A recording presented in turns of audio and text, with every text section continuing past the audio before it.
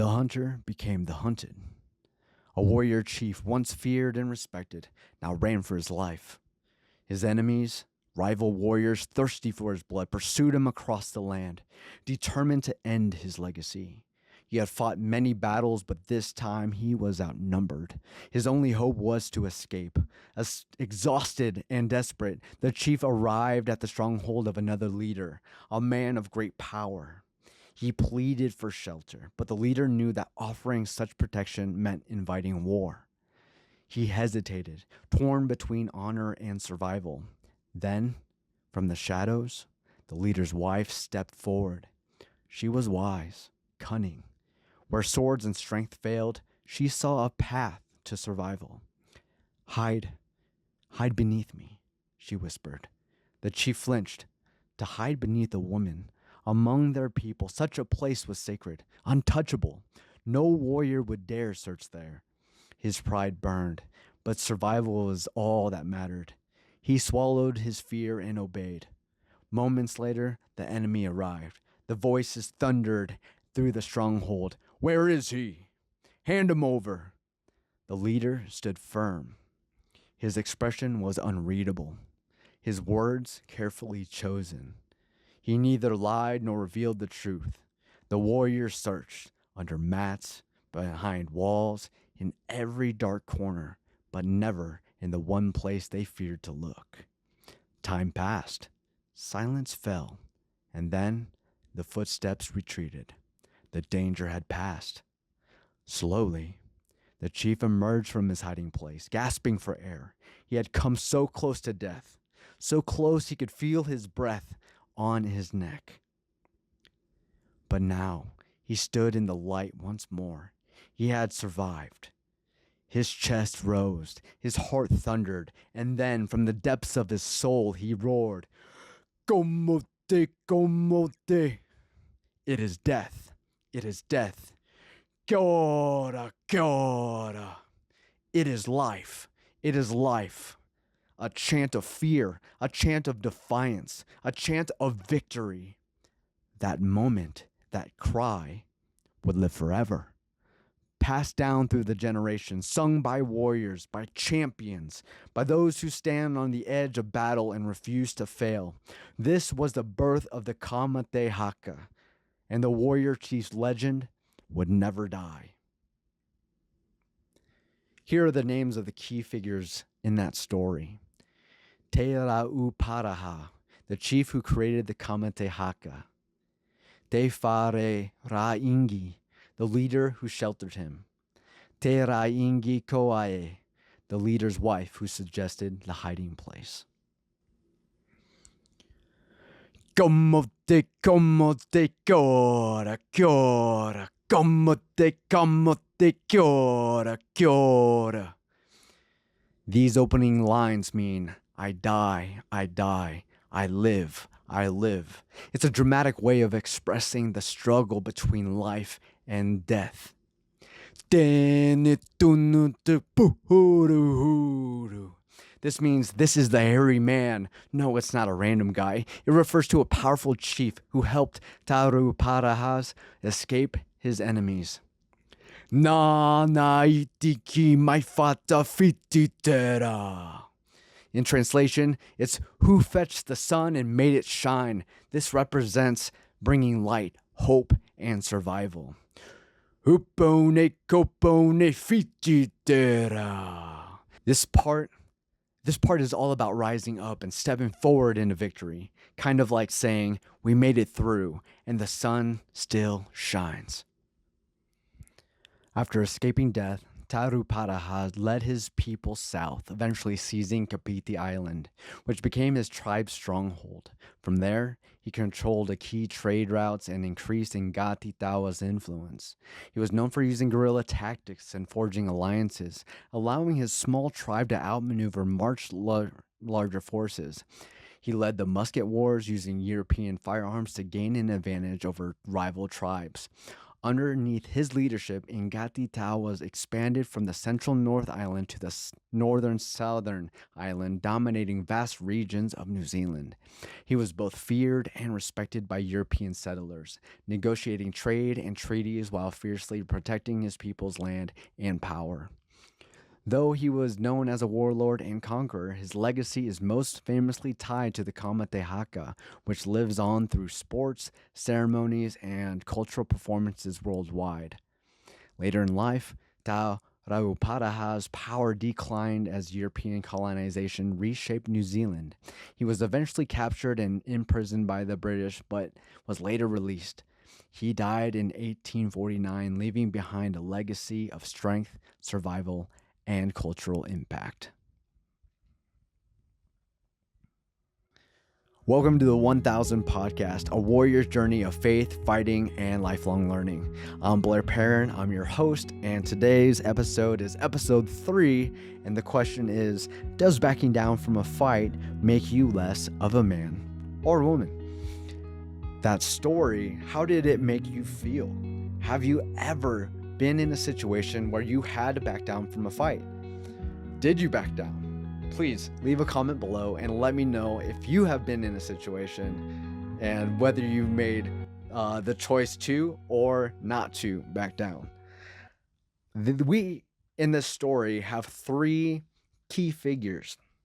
We had Te Rauparaha, the main war chief, who had been running on the run and needed to hide. He confided in another leader who had to make a drastic decision, not just for him and his family, but for his country. You're talking about war here. And what is so amazing about this story, while he did not, he didn't have like the decision, his wife came out, his wise wife, and she was like, hey, I have an idea, and he needs to hide under me. There's no way that they're going to look here. And that's exactly what that war chief did. He had to humble himself. He definitely humbled himself. And he was like, all right, this is the only way I can survive today. And so the question is, like, have we ever been in a place or situation where we needed to hide? And did that make us feel less of a person, less of a man, less of a warrior? But what's amazing about this story, it tells us that it's okay to back down sometimes, that there are going to be battles in our lives. There's going to be wars in our lives where we just can't win. And sometimes it's not about winning. It's about running away or escaping or hiding or waiting for another day to emerge the warrior that you need to be. Sometimes we have to go into hiding in order for us to grow in the different areas that we need to be for the masses, for other people, for your family. And I know I definitely have been in that season at one time in my life. Not just one time, so many times. And actually, not too long ago, where I had to I just had to escape social media, get away from that. I needed to step away from people. I needed to do some heart work in order for me to grow as a person, to grow as a man, and to regain that warrior spirit, for me to be a voice once again to people that need to hear things that I have to say and share. And yeah, sometimes we just have to retreat, and that's okay.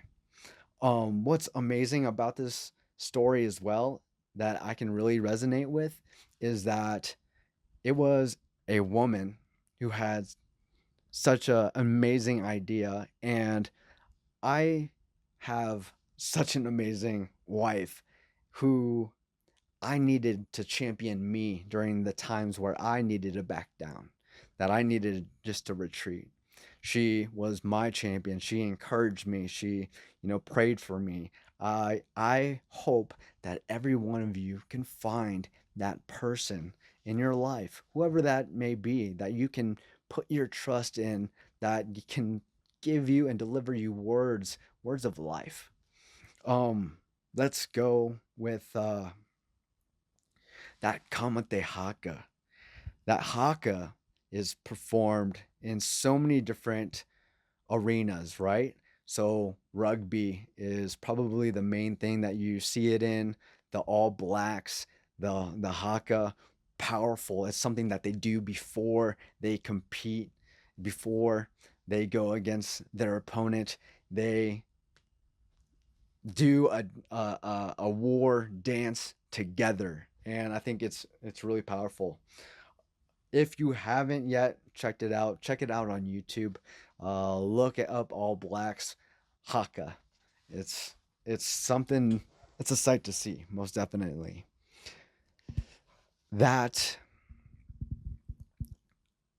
learning the Haka and being able to say it within yourself, knowing where it comes from, I think it begins to awaken something in you. If you haven't learned the Haka yet, I definitely invite you to learn it. And even if you can't pronounce the words, you know, fully correctly, everything takes time and practice, but knowing where it comes from and letting that resonate inside of you, vibrate all over, maybe that might awaken something that you need for, let's say, the day. Just being able to wake up and being like, man, I'm roughing it today. I have had all these things come to attack me. I have these negative thoughts. I don't know if I even want to live on today, but I'm going to go to war with these thoughts, and we're gonna make it work. I think we have such an opportunity here as we're building Tribe 1000, the tribe that I hope to be able to bring together a community of other like-minded people that want to do this together, in a sense of, like, you have or want or desire a warrior spirit. You want to learn, you need encouragement. We need a space where we are judgment free and we can be who we need to be at the time that we are, if that makes any sense. So what I'm trying to say is that we don't know where we would come from. We just know where we can go. And if being the best version of ourselves is the goal, then we have to be okay with being in process. And that process is, until we die, really. Until we die. We are forever growing, we are maturing, we are getting hit, we're falling down, we're scraping our knees, we're getting back up. Just like our fathers used to say. It's like, hey, get up, son. Like, it's okay. Brush off the knees, or your mom comes, kisses your wound, and is like, hey, you're gonna be okay. And that's exactly what we need to hear. And so, yeah, let's build this tribe together. 1,000 meaningful relationships that we are able to lift each other up. And then when we, find our purpose, our calling, we start to lift other people up. I think our world needs it. America definitely needs it. And I think just, our families need that. We need our leadership, need our guidance, and it's important. It's important these days. Something I'm really passionate about, obviously. I want to input here and share with you an opportunity, something that I built, these guides that I created that I thought would help you out. And so here's a little blip. Here's that. Uh, here's Blair. Sorry to bother you, but I wanted to thank you so much for checking out the 1000 podcast. If you've enjoyed this episode and would like to see more like this, please subscribe and comment below how this episode made you feel. But don't stop there. You're going to want to hit that notification button because we're just getting started here. And in the next few months, I plan to drop a new episode every week until we hit 12 episodes. And that will be season 1, where we will take a week off to stop and evaluate all of the feedback for this new podcast because your input matters.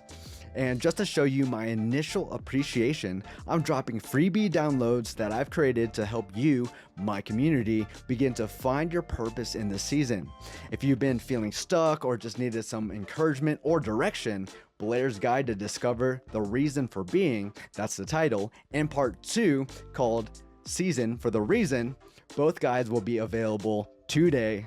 Not only that, I have one more special gift, and it's a free guide to help us learn to protect our hearts or to guard our hearts. This is something I wish someone would have told me as a young man, also great for a young lady, everybody really, but now I am giving this knowledge away to you simply because I believe you matter and you should believe so too. Thank you. Let's get back to the episode. Welcome back. So just some closing thoughts before we end this episode. One of the reasons that I have begun this podcast was something I heard from Think Media. So thank you for, just this suggestion. And it was this: leaving a digital legacy. Coming from the Philippines and not really getting to know my Lola, my grandma, my family in the Philippines, when it comes to having known my great grandma, my great grandpa here in the United States only for a short amount of time, or my grandma who has passed on. And I think about how amazing it would have been to be able to have recordings of just the things in their life, whether it was like well done or not, but just hearing their thoughts, their mindsets, what they believed in, whether it was their faith or what they were passionate about. I would love to have been able to re-watch those moments. And so I think me being able to start this podcast is such an amazing opportunity to do that. If you haven't thought about doing that for yourself, definitely consider it. It doesn't have to be anything so extravagant. And it doesn't have to reach, everybody. If anybody, it's reaching, your family or maybe that one person that needs to hear it that day. So special. I think that we all have a purpose and a calling, and that there are seasons where we're a little dormant, and then there's others where we're out there, we're flourishing, we're thriving, we're sharing our passion. But I think every one of us have been uniquely made, and that our identities should be shared with other people. People should be able to know by speaking with you. It's like, man, like this is what this person is all about. I can actually pull a little bit of something from that person, learn from them, and help me grow in the gaps that I have. And how do I do that in my life? I actually believe that coaches and mentors are so important. They half-life everything that I've ever put my hands on. I was a wedding photographer at one time, and I was like, you know what? I'm going to look for a mentor. And I mentored with them for 2 months, and I was on my own doing my first wedding by myself. Yeah, 2 months. 2 months after that, I had my first wedding.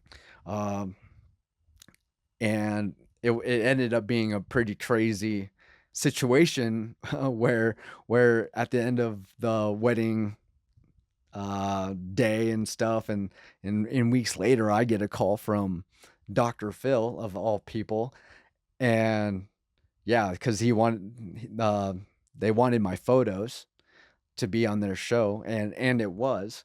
And so that's a whole nother story. But also, what else? The my martial arts journey. My coaches Sergio and Mikey who teach me jujitsu, and all the knowledge that they have gained and learned over the years, I feel like they are fast tracking me. Something that was really hard to gain, like, which was knowledge and education of the jujitsu practice, because it wasn't yet being uh, videoed online. It wasn't yet so available. People had to travel far, hours, states away to find people that were high enough levels to pass on knowledge. And even then, a lot of knowledge were secrets at the time, because that's just how martial arts used to be. Is like, I'm gonna hide and not share with everybody my my secret weapons, which makes sense, right? I get that. But nowadays, you can find just about anything on jujitsu online and put it into your style or your game. And that's pretty awesome. But there's nothing like having a mentor that lifts you up, has things to say to you that you can learn from, and yeah, it fast tracks you. And that can be in multiple disciplines. I have Kim, who is my coach right now, who has also learned Filipino martial arts.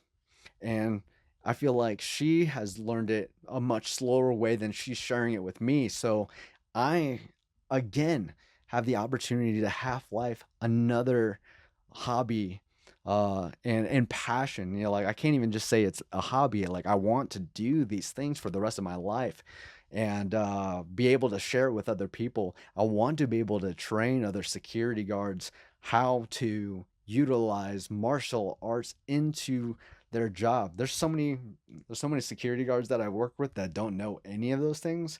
Yes, our job is to observe and report, but we come against situations that are pretty crazy. There's like, fentanyl is just such a rampant thing right now. Like, people and are walking around like zombies. Uh, I had a colleague who, a couple months ago, he was at a shelter, and someone had pulled out a knife, and he almost got stabbed. He ended up getting a concussion, but he didn't get stabbed. But I rewatched his video that he got recorded during that time, and there were so many things that they could have done that would have helped stop that situation. It would have put it to a halt. They had a lot of opportunity, and they had multiple guards. And man, something like grappling, something like jujitsu, something like um, Krav Maga. There's a lot of different martial arts that could have been effective in that scenario. And am I saying that every scenario is going to be perfect, where just because you know a martial art, it's going to save you? No, I'm not saying that. I'm saying that practice will help, may help. It might help your mindset in that situation, right? And so, yeah. Obviously, I am passionate about people learning and training, and I cannot wait to share with the world some of the things that I am learning right now. I think it's really valuable for both our bodies and spirits. Oh, wow. We are gonna wrap this up, and I want to thank you so much for joining me on another podcast. This is episode 3, and so episode 4, we're gonna be dropping that like it's hot, like right now. So take a look. What do we have on that episode? Let me see. How do you handle stress when hits the fan? And so, yeah, check out that new story. I hope you've been liking this podcast. Please subscribe, share with someone that might need to hear any of this, needs to be lifted up. Share with them these episodes, because of the free resources that might help people find their purpose, find their calling, the season of life they're in, and learning how to guard your heart. There are all free resources that I've made available to you. I hope you like them. Please give me some feedback. But I really appreciate you guys. This is the 1000 podcast. I'm Blair. Peace out.